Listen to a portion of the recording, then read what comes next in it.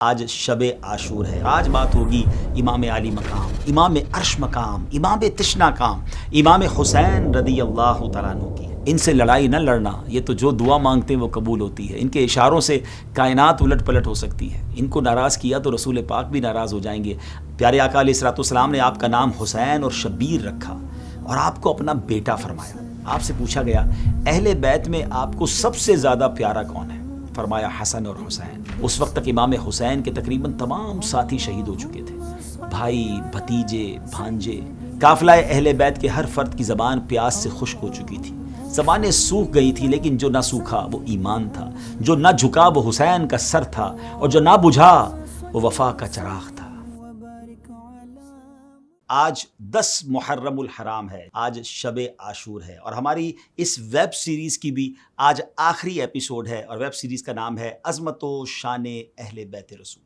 الحمدللہ تقریباً 9 ایپیسوڈ میں ہم نے اہل بیت کے فضائل قرآن و حدیث سے جانے، امہات المومنین کا ذکر خیر ہوا، خاتون جنت کا ذکر ہوا، مولا علی کا ہوا، امام حسن کا ہوا، اور آج بات ہوگی امام علی مقام، امام عرش مقام، امام تشنا کام، امام حسین رضی اللہ تعالیٰ عنہ کی۔ حسب معمول اپنی اس ایپیسوڈ میں پہلے ایک واقعہ، پھر حضرت امام حسین کی سیرت، اور پھر آخر میں انہی کا خوبصورت فرمان۔ ناظرین، 61 سنہ ہجری، 10 محرم الحرام اور جمعے کا دن، امام علی مقام رضی اللہ تعالیٰ عنہ یزیدیوں کے سامنے کھڑے انہیں نصیحتیں فرما رہے تھے، قتل ناحق سے باز رہنے کی تلقین کر رہے تھے۔ کربلا کی پرسوز فضائیں تھیں، اور اسی دوران یزیدیوں میں سے ایک بدبخت مالک بن عروہ اہل بیت کے خیموں کے قریب حفاظت کی گئی جو روشن آگ تھی، حفاظت کے لیے جو روشن کی گئی آگ تھی، اس کو دیکھ کر امام علی مقام سے کہتا ہے کہ اے حسین، تم نے وہاں کی آگ سے پہلے یہی آگ لگا دی، معاذ اللہ۔ یہ جملہ سنتے ہی امام جلال میں آ جاتے ہیں۔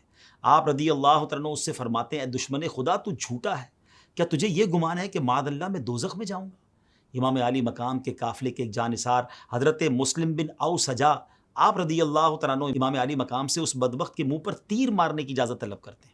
امام علی مقام یہ کہتے ہوئے منع فرماتے ہیں کہ نہیں، حملے کا آغاز ہماری طرف سے نہیں ہونا چاہیے۔ اس بدبخت پر ہتھیار اٹھانے سے آپ نے منع کیا، لیکن امام کو تکلیف بڑی پہنچی تھی۔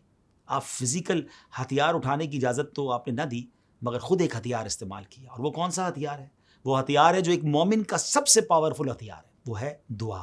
نبی پاک نے فرمایا نا، الدعاء سلاح المومن، دعا مومن کا ہتھیار ہے۔ تو آپ رضی اللہ تعالیٰ عنہ اپنے رب کی بارگاہ میں دعا کے لیے ہاتھ اٹھاتے ہیں اور مالک سے عرض کرتے ہیں اے رب قہار، اس شریر کو جہنم کے عذاب سے قبل بھی اس دنیا میں آگ کے عذاب میں مبتلا فرما۔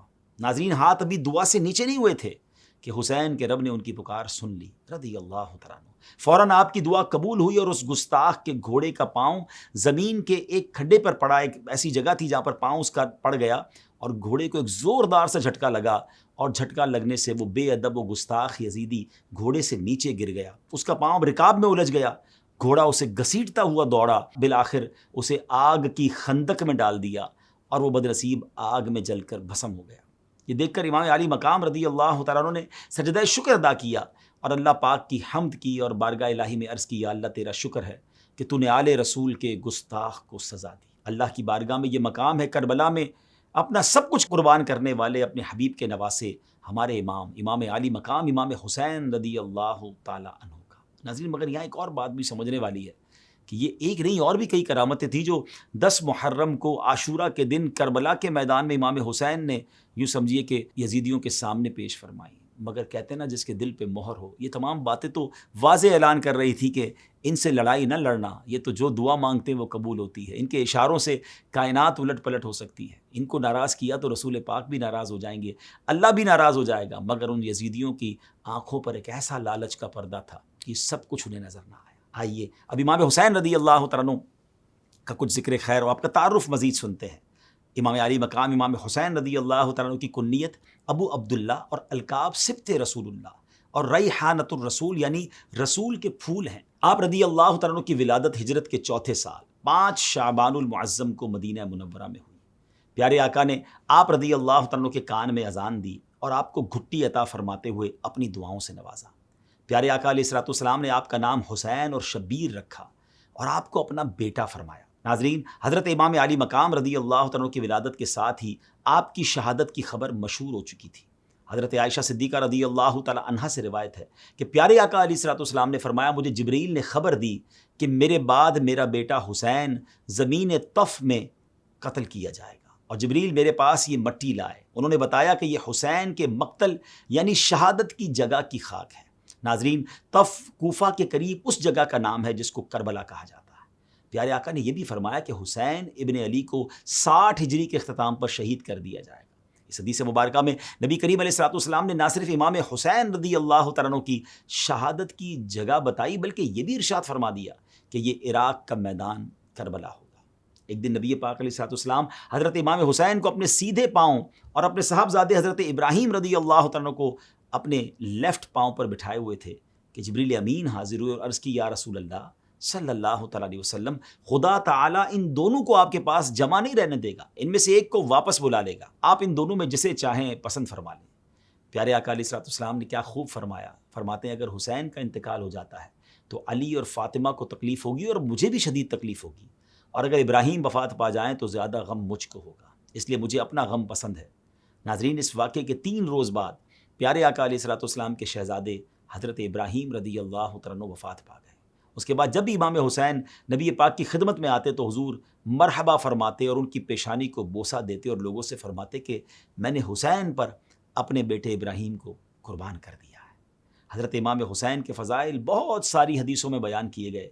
نبی پاک نے فرمایا حسین مجھ سے ہیں اور میں حسین سے ہوں۔ ایک دفعہ پیارے آقا علیہ الصلوۃ والسلام مسجد میں تشریف لائے تو فرمایا چھوٹا بچہ کہاں ہے؟ حضرت امام حسین دوڑتے ہوئے آئے تو حضور کی گود میں آ کر بیٹھ گئے، اپنی انگلیاں آپ کی داڑھی مبارک میں داخل کر دیں۔ پیارے آقا علیہ الصلوۃ والسلام نے ان کا بوسہ لیا، پھر فرمایا اے اللہ، میں حسین سے محبت کرتا ہوں، تو بھی اس سے محبت فرما، اور اس سے محبت فرما جو اس سے محبت رکھے۔ نبی پاک صحابہ کرام سے ارشاد فرماتے جسے پسند ہو کہ کسی جنتی جوانوں کے سردار کو دیکھے تو وہ حسین ابن علی کو دیکھ لے۔ پیارے آقا حسنین کریمین کو پھول کی طرح سونگتے تھے اور سینہ مبارکہ سے لپٹاتے تھے۔ آپ سے پوچھا گیا اہل بیت میں آپ کو سب سے زیادہ پیارا کون ہے؟ فرمایا حسن اور حسین۔ فرمایا حسین مجھ سے ہیں اور میں حسین سے ہوں۔ اللہ پاک اس سے محبت فرماتا ہے اور جو حسین سے محبت کرتا ہے۔ حسین اسبات میں سے ایک سبت ہیں۔ ناظرین، سبت اس درخت کو کہتے ہیں جس کی جڑ ایک ہو اور شاخیں بہت۔ علماء فرماتے ہیں کہ پیارے آقا علیہ الصلوۃ والسلام نے امام حسین رضی اللہ تعالیٰ کو سبت فرمایا، اس میں اشارہ تھا کہ میرے حسین سے میری نسل چلے گی اور ان کی اولاد سے مشرق و مغرب بھر جائے گی۔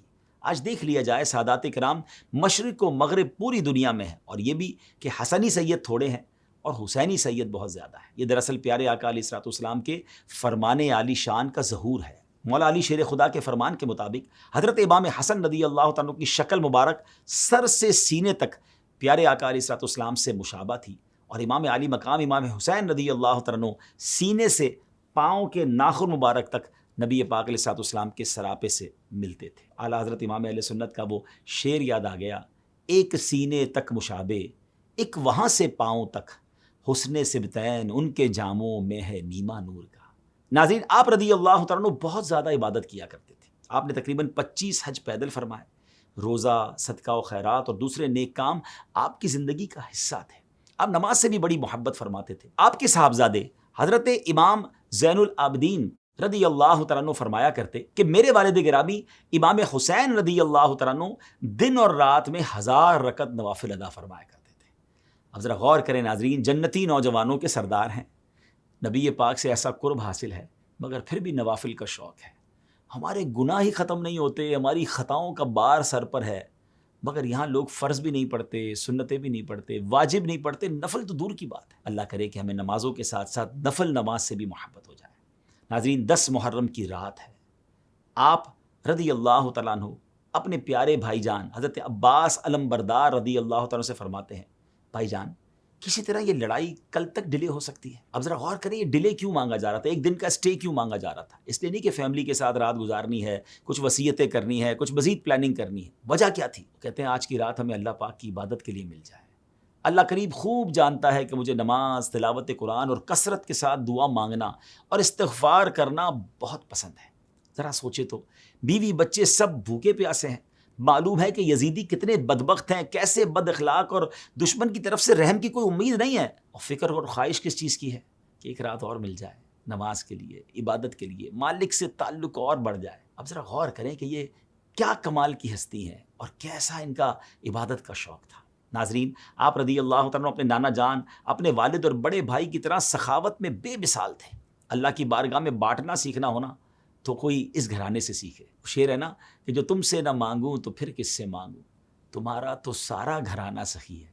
ایک مرتبہ ایک فقیر مدینہ پاک کی گلیوں سے ہوتا ہوا آپ کے مکان پر پہنچا اور اس نے دروازے پر دستک دی اور اشعار کی صورت میں کہا، جس نے آپ سے امید رکھی اور جس نے آپ کے دروازے پر دستک دی وہ کبھی نا امید نہیں ہوا۔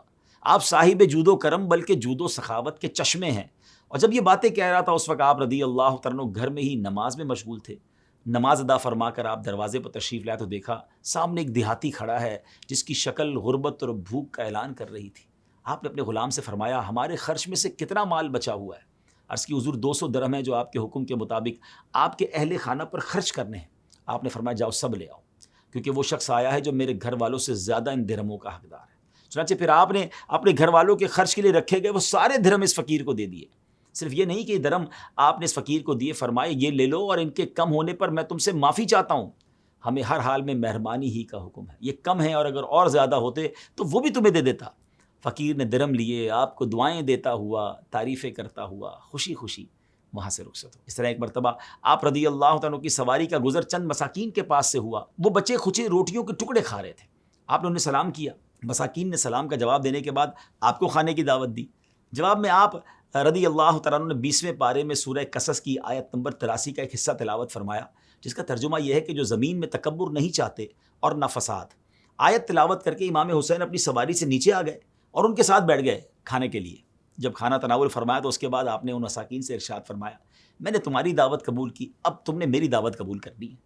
پھر آپ نے ان کے لیے سواری کا انتظام کیا، گھر لائے، کھانا کھلایا، کپڑے دیے، درہم عطا فرمائے، یعنی ان کو بس ماشاءاللہ جس کو کہتے ہیں نا کہ باغ و بہار کر دیا۔ آپ رضی اللہ تعالیٰ عنہ نے حسن سلوک کے اسباق اپنے نانا جان سے پڑھے تھے نا۔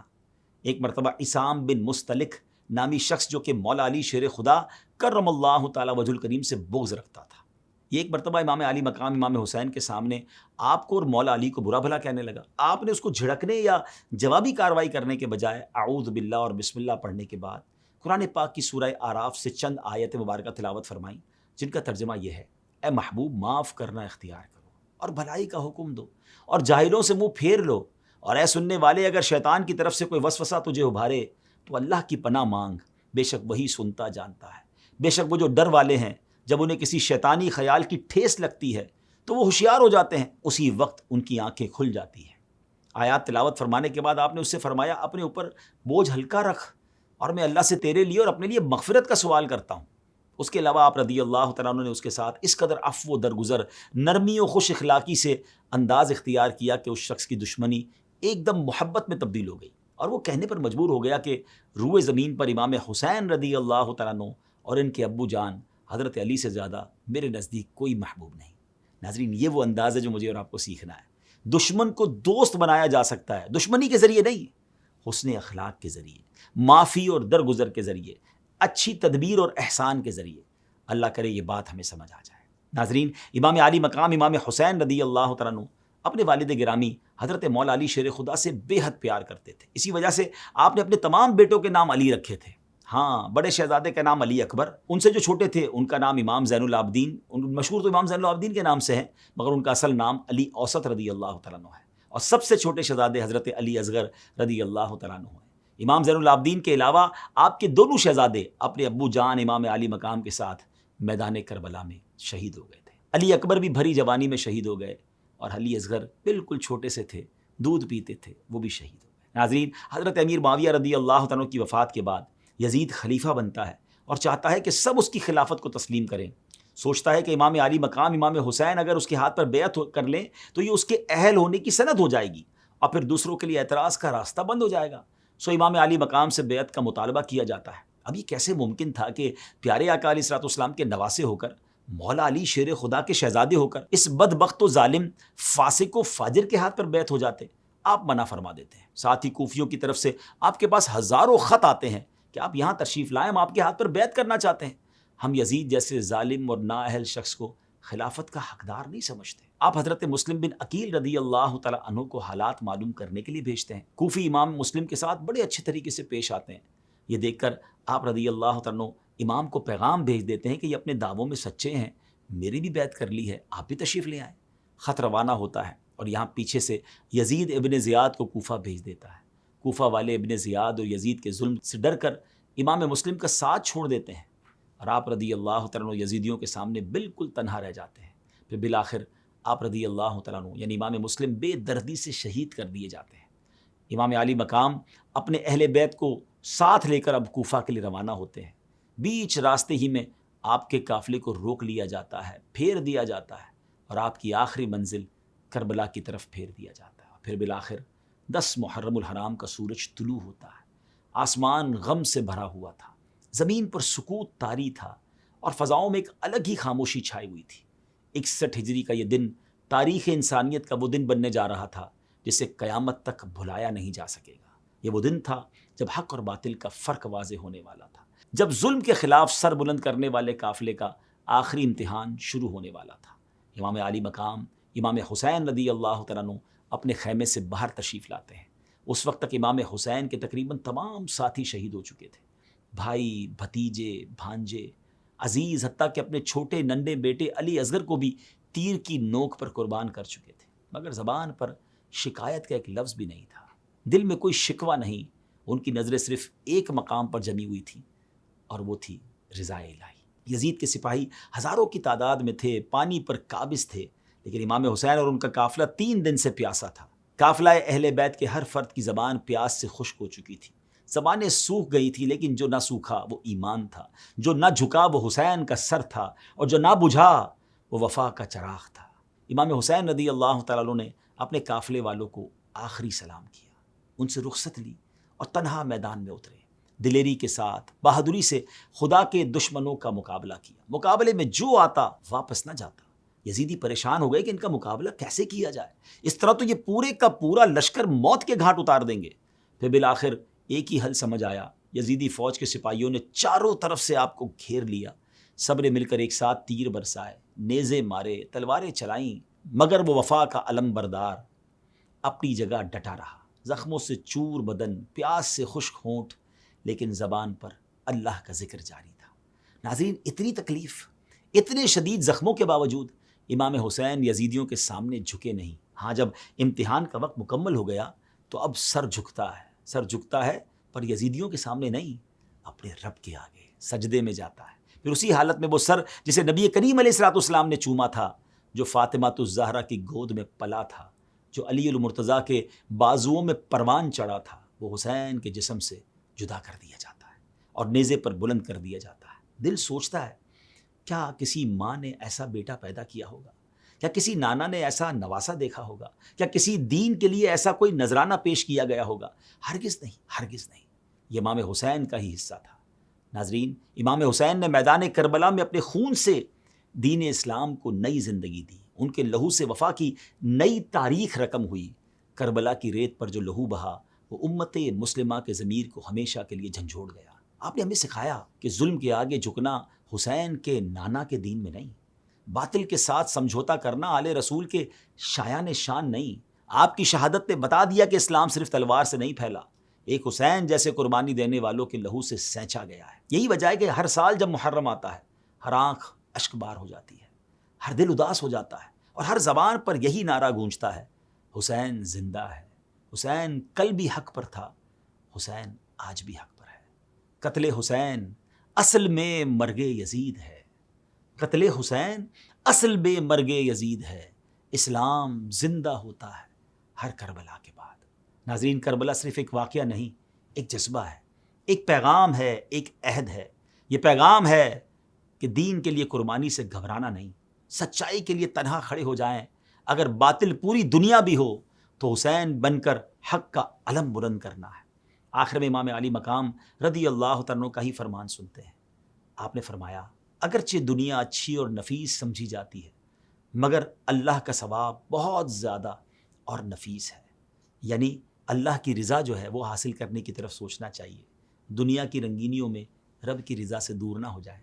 بہرحال ناظرین، ہم نے کوشش کی اپنی بساط کے مطابق اہل بیت کا کچھ ذکر کریں، کچھ پنجتن پاک کی باتیں کریں، اور اس نیت سے بھی یہ ہم نے پروگرام کیے کہ اللہ والوں کا ذکر کرنے سے رحمتوں کا نزول ہوتا ہے، ورنہ سچی بات یہ ہے کہ یہ وہ ہستیاں ہیں جن کی بات کرنے کی نہ اوقات ہے نہ الفاظ ہیں. یہ اللہ کے مقبولین ہیں، میرے آقا کی آل ہیں. بس اللہ ان کے صدقے ہماری بخشش فرما دے. پیار بہت ہے ان سے، محبت بہت ہے، اور اس محبت میں کوئی جس کو کہتے ہیں نا کہ اخلاص ہی اخلاص ہے، کوئی اور دنیا کا مقصد نہیں ہے. اللہ کی رضا کے لیے ان سے محبت. اللہ یہ محبت مرتے دم تک ہمارے دلوں میں باقی رکھے، ہمارے بچوں میں باقی رکھے، اور ہمیں قیامت کے دن آل رسول کی غلامی نصیب فرمائے، ان کا ساتھ نصیب فرمائے، ان کے پیچھے پیچھے جنت میں جانا نصیب فرمائے. ایک خوبصورت شعر پہ ہماری ویب سیریز کو ختم کرتے ہیں. دو جہاں میں خادم آل رسول اللہ کر. اللہ اس دنیا میں بھی اور آخرت میں بھی اگر ان کی نوکری عطا فرما دے تو اس سے اچھی کیا نوکری ہوگی. دو جہاں میں خادم آل رسول اللہ کر، حضرت آل رسول مقتدا کے واسطے. ہمیں اپنی دعاؤں میں یاد رکھیے گا. اگلے کسی پروگرام میں، اگلے کسی ویب سیریز میں آپ سے ملاقات ہوگی. آپ کو اگر یہ ویب سیریز اچھی لگی ہو تو اس کو شیئر کیجیے گا. ہم چاہتے ہیں کہ اہل بیت کی محبت ہماری آنے والی نسلوں میں بھی بڑھتی چلی جائے، تو آپ بھی ہمارا اس میں ساتھ دیجیے. اور دعوت اسلامی کے جو بھی آفیشیل اکاؤنٹس ہیں ان کو آپ لائک کیجیے، سبسکرائب کیجیے، شیئر کیجیے، اور نیکی کی دعوت میں ہمارا ساتھ دیجیے. صلو علی الحبیب صلی اللہ تعالی علی محمد صلی اللہ علیہ وسلم.